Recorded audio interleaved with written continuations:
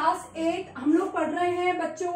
आज लेसन आपका एक पोएम पढ़ रहे हैं बच्चों, जो है ज्योग्राफी लेसन। बहुत खूबसूरत पोएम है बच्चों, जो कि लिखी गई है जुल्फिकार घोष के द्वारा।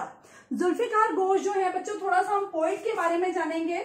बहुत अच्छे कवि थे ये बच्चों, इनके बारे में हम जानेंगे। जुल्फिकार घोष जो थे, इनका जन्म भारत में, भारत देश आजाद हुआ उससे पहले इनका जन्म हुआ था, इंडिपेंडेंस से पहले अपने, और उसके बाद ये पाकिस्तान चले गए बच्चों। And after that he was transfer to USA, मतलब अब वो कहाँ रह रहे हैं बच्चों, यूएसए में। तो उन्होंने एक कविता लिखी है जो है ज्योग्राफी लेसन। बेसिकली बच्चों ये कविता है 3 चीजों के बारे में बताती है। पहला, how everything looks from the sky. पहली बात, कवि इसमें पहला विचार ये प्रकट करते हैं कि हर चीज आसमान से कैसी नजर आती है ना। ये हम समझेंगे कि आगे कवि ने ये क्यों कहा है। सेकेंड है, हाउ सिविलाइजेशन वाज एस्टैब्लिश। हमारी जो संस्कृतियां हैं, जो सिविलाइजेशन है, यानी हमारी जो बस्तियां हैं, वो कैसे एस्टैब्लिश हुई थी।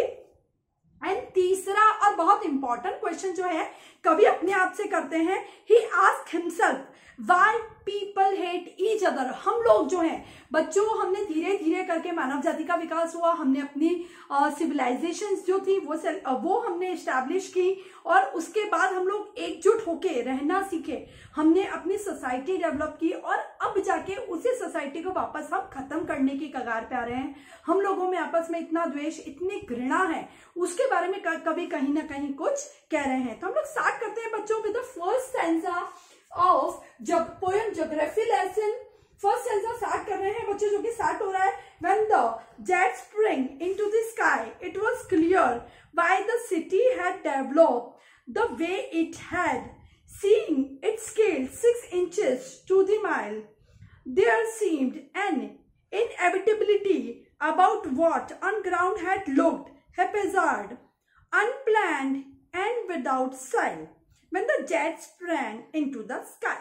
यहाँ पे बच्चों कवि जब एयरप्लेन में बैठते हैं, यानी विमान में बैठते हैं, और जब वो ऊपर की तरफ उठते हैं, यहाँ पे लिखा है बच्चों मैंने, स्प्रैंग का मतलब होता है टेक ऑफ होना। टेक ऑफ होने का मतलब क्या होता है बच्चों, हवा में ऊपर उठना।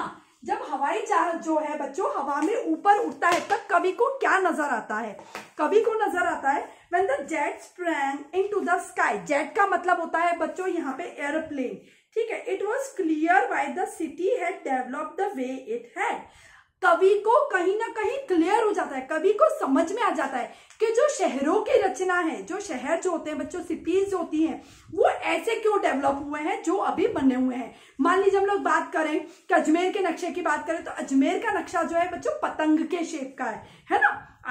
पतंग के शेप का नक्शा नजर आता है यदि हम मैप में देखें। तो ये जो शहर है ये इस तरीके से क्यों बसे हुए हैं, कवि को ऊपर उठते हुए प्लेन से नजर आता है। सीइंग इट्स स्केल, जब कवि देखते हैं इट्स स्केल, स्केल का मतलब होता है बच्चों measurement, scale 6 inches to the mile.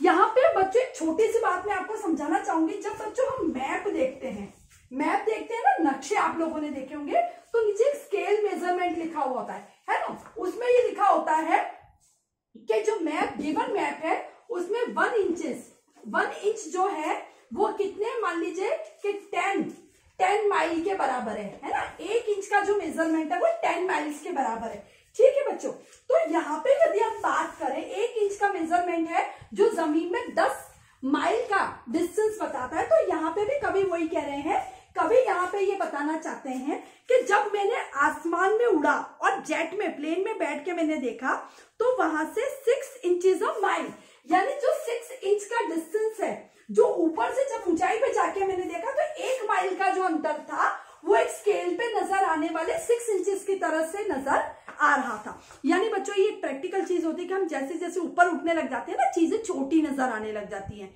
है ना। तो कवि को पहले स्टैंजा में हमें क्या समझा रहा है, when the jet sprang into the sky, जब हवाई जहाज या जो विमान जो था वो ऊपर उठा, it was clear by the city, ये बिल्कुल स्पष्ट हो गया कि जो नगर हैं, जो सिटीज हैं, उनका विकास कैसे हुआ है। नगर को उस ऊंचाई से उन्होंने जब देखा, तो वो उनको 1 मील का जो अंतर था, मान लीजिए अपन 1 किलोमीटर कह सकते हैं, है ना, 1 मील का जो अंतर था वो 6 इंच के बराबर दिखाई दे रहा था। Seeing its scale 6 inches to the mile, there seemed an inevitability, inevitability का नकार नहीं सकते हैं, ऐसी सच्चाई कि जिसको हम इग्नोर नहीं कर सकते, ऐसी सच्चाई होती है इनएविटेबिलिटी, है ना, यानी जिसको हमें स्वीकार करना ही पड़ता है। There seemed an inevitability about what on ground had look haphazard. कवि को ऊपर उठते ही ऐसी सच्चाई नजर आई कि जिसको वो नकार नहीं सकते थे। जब उन्होंने किसकी तरफ देखा बच्चों? जमीन की तरफ देखा। क्या देखा? हैपहैज़ार्ड का मतलब क्या होता है बच्चों?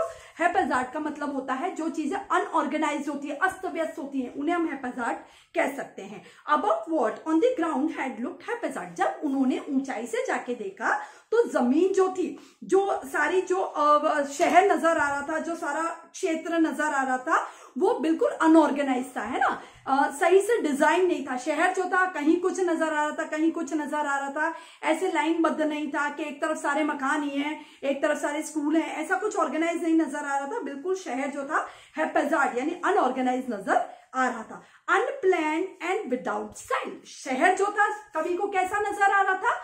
अनप्लैंड, जो कि किसी पद्धति से नहीं बना हुआ हो, कोई योजना से नहीं बनाया हो, ऐसा अनियोजित शहर नजर आ रहा था। और विदाउट स्टाइल, उसका कोई स्टाइल भी नहीं था, है ना, उसकी कोई अपना कोई एक पैटर्न भी नहीं था जो शहर कवि को नजर आ रहा था, मतलब अव्यवस्थित नजर आ रहा था। When the jet sprang into the sky, जब वापस कवि पहली लाइन को दोहराता है कि जब एयरप्लेन जो था हवा में उठा तो उन्होंने जब आसमान से देखा तो बच्चों पहले तो उनको जो 1 माइल का जो डिस्टेंस था वो 6 इंचेस नजर आ रहा था, यानी बहुत छोटा नजर आ रहा था। दूसरा, उनको ये पता चला कि जो शहर था वो कैसे डेवलप हुआ था, ठीक है, वो अनऑर्गेनाइज था, अनस्टाइल था, हैपहैज़ार्ड था, ठीक है, उसमें कोई एक पद्धति से या सुनियोजित तरीके से उस शहर को डेवलप नहीं किया गया था। तो पहले सेंजा में कवि कहना चाहते हैं कि जो भी चीजें हैं आसमान से बहुत छोटी नजर आती हैं एंड अनऑर्गेनाइज नजर आती हैं। कोई भी शहर ऐसा व्यवस्थित कवि को नजर नहीं आता है जो कि बिल्कुल प्लानिंग से, बहुत जैसे हम लोग बच्चों बनाते हैं कि जैसे हमारा बुक शेल्फ होता है ना, जो मान लो किताबों का जो शेल्फ होता है, एक तो हम उसमें किताबें जमा जमा के रखें और एक हम उसमें किताबें अनऑर्गेनाइज तरीके से रखें, कहीं कुछ रख दे कहीं कुछ रख दे। तो इसी तरीके से कवि को शहर भी अनऑर्गेनाइज नजर आ रहा है। तो आई होप बच्चों आपको फर्स्ट सेंजा बहुत अच्छे से समझ में आ गया होगा, क्लियरली समझ में आ गया होगा। 2-3 वर्ड्स हैं बच्चों, उसका मैं आपको वापस मीनिंग समझाना चाहती हूँ। स्केल्ड का मतलब होता है जिसको नापा गया हो, स्केल्ड का मतलब होता है नापा गया। तो कवि को यहाँ पे 1 माइल का जो डिस्टेंस है वो ऊपर से 6 इंचेस के बराबर, स्केल का 6 इंच होता है ना बच्चों, उसके बराबर नजर आ रहा है, ठीक है। कवि को had develop the way it had seeing it's scale. कवि को आसमान से देखते हैं तो सारी चीजें छोटी नजर आ रही हैं और वो इस सच्चाई को मान चुके हैं कि जो शहर ऊपर से नजर आ रहा है वो बिल्कुल अनऑर्गेनाइज है। इनएविटेबिलिटी है इसमें, इनएविटेबिलिटी उन्होंने मान ली है, उन्होंने इस चीज को स्वीकार कर लिया है, इस फैक्ट को कि शहर जो है वो बिल्कुल अनऑर्गेनाइज नजर आ रहा है, हैपहैज़ार्ड नजर आ रहा है। इसके बाद अनप्लान्ड और विदाउट एनी स्टाइल जो शहर है वो नजर आ रहा है। तो I hope you all understand the first stanza very well. Thank you very much.